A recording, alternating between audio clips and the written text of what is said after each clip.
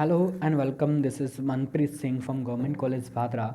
BA part first English literature में हम poetry and drama section में हम जो पोएम कर रहे हैं वो है on his blindness bye John Milton. Last video जो हमने पोस्ट की उसमें हमने जाना कि जॉन मिल्टन कौन थे और उनके वर्क्स कौन कौन से इंपॉर्टेंट वर्क्स हैं, और उनकी इस पोएम के बारे में हमने जाना कि कैसे एक अर्ली एज 44 की एज में उनकी आँखों की रोशनी चली गई। उसके बाद उन्होंने इस प्रकार की पोएम लिखी जिसमें वो अपनी ईश्वर के प्रति श्रद्धा को शो करते हैं। हम इस पोएम को पढ़ेंगे। यहाँ जो पोएम है वो एक सोनेट है। इसे हम दो पार्ट में देखते हैं।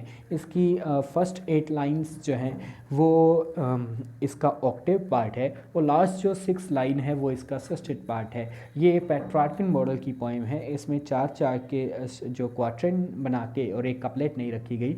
इसमें हम देखेंगे मूड का भी चेंज जिसे कहते हैं वोल्टा, वो भी नज़र आएगा किस प्रकार से पहली 8 जो लाइनें हैं फर्स्ट 8 लाइन उनमें एक अलग प्रकार का मूड है और आखिरी की 6 लाइनों में वो एक अलग प्रकार का ऑप्टिमिस्टिक मूड शो करते हैं। ये एक पोएम जो एक ट्रेडिशनल क्लासिक पेट्रार्कन स्टाइल की सोनेट है जिसे मिल्टॉनिक सोनेट भी कहते हैं। हम इस पोएम को शुरू करते हैं। यहाँ कवि जो हैं वो सबसे पहले अपने खुद के बारे में विचार करते हैं। On his blindness bye John Milton. When I consider how my light is spent, जब मैं सोचता हूँ विचारता हूँ कि कैसे मेरी आँखों की रोशनी जो है वो चली गई है। How my light is spent, यहाँ लाइट जो है वो आई साइट के लिए है, स्पेंट जो है वैसे खर्च देना होता है, यहाँ मतलब ख़त्म हो गई है। व्हेन आई कंसीडर, जब मैं विचारता हूँ कंसीडर करता हूँ, how my light is spent, किस प्रकार से मेरी आँखों की रोशनी चली गई है। Oh, half my days in this dark world and wide। और यहाँ पे जो है ओल्ड इंग्लिश में बिफोर है। बिफोर हाफ माई डेज, अभी मेरे जीवन के आधा जीवन भी अभी नहीं गुजरा है। हाफ माई डेज यानी मेरे आधे जीवन अभी गुजरा नहीं है। उससे पहले ही मैं जब सोचता हूँ कि उससे पहले ही मेरी नज़र चली गई है। In this dark world and wide, ये जो डार्क और वाइल्ड जो दूर तक फैला हुआ विस्तृत और अंधकार में जो जगत है वर्ल्ड है, इसमें अभी मैंने अपनी आधे दिन भी नहीं गुजारे, आधे जीवन भी मेरा भी नहीं गुजरा है। And my light is spent, my light has gone, I have lost my I site. यहाँ पे जो पहली 2 लाइनें हैं उसमें स्पेंट जो है वो एक प्रकार से ए राइम अगर माने और वाइड जो है वो बी राइम मानते हैं। उसी प्रकार से नेक्स्ट जो लाइन है एंड दैट वन टैलेंट, और वो एक टैलेंट जो मेरे पास है, which is death to hide, जिसे छुपाना मौत के समान है। Lost with me useless, lost यहाँ मतलब है केप्ट, मेरे साथ पड़ा है मेरे पास है। विद मी यूजलेस, वो यूज़ में नहीं आ रहा। दाउ माई सोल मोर बेंट, हालांकि मेरा जो सोल है जो मेरी आत्मा है और भी ज़्यादा झुक रही है ईश्वर के श्रद्धा में या ईश्वर के प्यार में मेरी आत्मा और भी झुकी हुई है। लेकिन मेरे पास जो टैलेंट है, टैलेंट वो कौन से टैलेंट की बात कर रहे हैं कवि कह रहा है एक्चुअल में जो टैलेंट है वो है पोइट्री लिखने का, एक वर्स लिखने की जो क्षमता है उनके अंदर, कविताएं लिखने की जो क्षमता है, उस टैलेंट की वो बात कर रहे हैं। वो कह रहे हैं कि मैं ईश्वर की सेवा में कविताएं लिखना चाहता हूँ, मेरी आत्मा और भी ज़्यादा विनम्र है इस बात के लिए कि मैं लिख पाऊँ।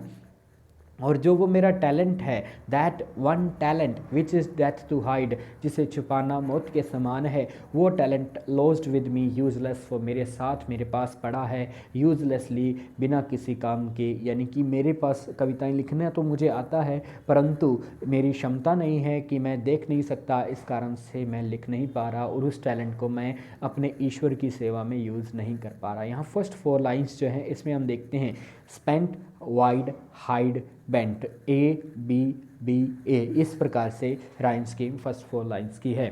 फिर वो आगे कहते हैं to serve there with my maker, और उस देयर विद यहाँ पे वो कह रहे हैं अपने टैलेंट का, वो कहते हैं कि to serve, I want to serve my maker with my talent, मैं अपने टैलेंट से मेरे मेकर माई गॉड, मेरे ईश्वर को जो मेरा बनाने वाला करता है मैं उसकी सेवा करना चाहता हूँ, उसकी एप्रिशिएशन में उसकी प्रेज़ में मैं कविताएँ लिखना चाहता हूँ, परंतु क्योंकि मैं अंधा हो चुका हूँ मैं नहीं लिख सकता।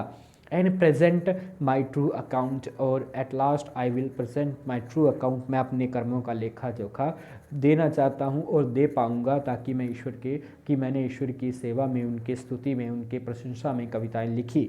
लेस्ट ही रिटर्निंग चाइल्ड, कहीं ऐसा ना हो कि वो मुझे आगे से चाइड कर दे। चाइड करने का मतलब स्कोल्ड कर दे, कि मैं अपना अच्छा लेखा जोखा ईश्वर को देना चाहता हूँ कि कहीं ईश्वर मुझे आगे से डांट ना दे।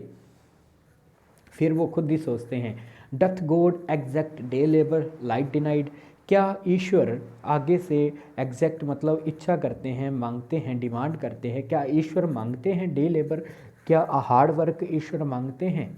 लाइट डिनाइड, लाइट डिनाइड खुद के लिए आया है, जिसके लिए लाइट का प्रतिबंध लग गया हो, जिसके मतलब देख ना सकता हो। आई फॉन्डली आस्क, मैं फुलिशली खुद से ही पूछता हूँ, या मैं पूछता हूँ कि क्या ईश्वर, मैं खुद से ही पूछता हूँ, क्या ईश्वर को वास्तव में मेरे जो हार्ड वर्क है, मेरा जो कर्म है, उसी से मतलब है, या मेरी भावना से मतलब है। यहाँ पहली जो 8 पंक्तियाँ हैं, जो पहली 8 लाइनें हैं, वो ऑक्टेव पार्ट है, और यहाँ एक प्रकार से जो कवि हैं वो ये अपने मन की जो भी उनकी दशा है, जिसमें वो अंधे हो चुके हैं और वो सोच रहे हैं कि मैं ईश्वर की सेवा नहीं कर सकता, कविताएं नहीं लिख सकता। सो ये उनके मन का एक दुख है, जिसे वो पहली 8 लाइनों में शो करते हैं। लेकिन जैसा हमने कहा, वोल्टा होता है पेट्रार्कन सोनेट में, आखिर की 6 लाइनों में उनके विचार बदल जाते हैं। But patience to prevent that murmur, मेरे अंदर से मरमर ना आए, मेरे अंदर से आवाज़ ना आए कि क्या ईश्वर को आपका वास्तविक कर्मों से ही मतलब है। तब पेशेंस जो है वो पेशेंस यानी कि धैर्य, धैर्य का यहाँ पर्सोनिफिकेशन है। But patience to prevent that murmur soon replies, patience जो है, धैर्य जो है आगे से जवाब देता है। सून रिप्लाइज, धैर्य बोलता नहीं है, लेकिन यहाँ पर्सोनिफाइड है, उसे एक इंसान की तरह प्रस्तुत किया गया है। पेशेंस का जो पी है वो कैपिटल है, ये भी शो करता है कि पेशेंस जो है एक प्रकार से इसे पर्सोनिफाइड किया गया, मानवीयकरण किया गया, ये एक टर्म है। But patience to prevent that murmur, उस मर्मर मेरे अंदर से वो आवाज़ ना आए, उसे रोकने के लिए पेशेंस आगे से जवाब देता है। सून रिप्लाइज, जल्दी ही रिप्लाई करता है। गॉड डट नॉट नीड, ईश्वर को नहीं चाहिए either man's work or his own gifts, कि ईश्वर को ना तो मनुष्य का काम चाहिए, उसके हार्ड वर्क चाहिए, ना ही इसके और हिज ऑन गिफ्ट्स, खुद के दिए हुए गिफ्ट्स। ईश्वर ने ही सब कुछ हमें दिया है, तो वो ईश्वर का दिया हुआ गिफ्ट वो खुद वापस थोड़ी मांगेगा।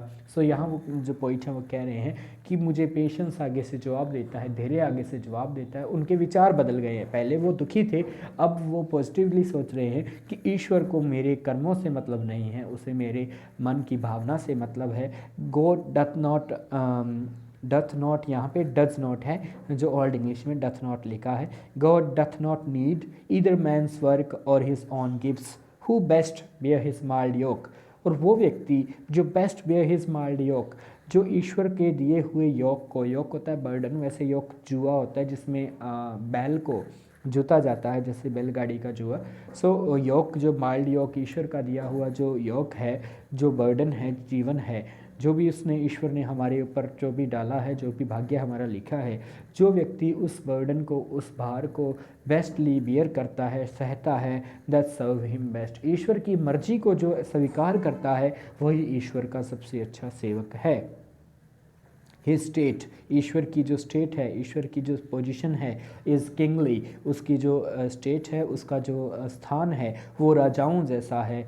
Thousands at his bidding speed, लाखों हज़ारों ही एट हिज बिडिंग स्पीड, उसके बिडिंग स्पीड ऑर्डर के ऊपर, speed and post over land and ocean, वो धरती और समुद्रों के ऊपर से विदाउट रेस्ट दौड़ते फिरते हैं, उसके ईश्वर के हुक्म को बजाने के लिए, ईश्वर के हुक्म को ओबे करने के लिए, कैरी आउट करने के लिए, ईश्वर की मर्जी से हज़ारों ही सेवक जो हैं, जो हज़ारों ही एंजल्स जो हैं, देवी देवता जो हैं, ईश्वर के आगे दौड़े फिरते हैं।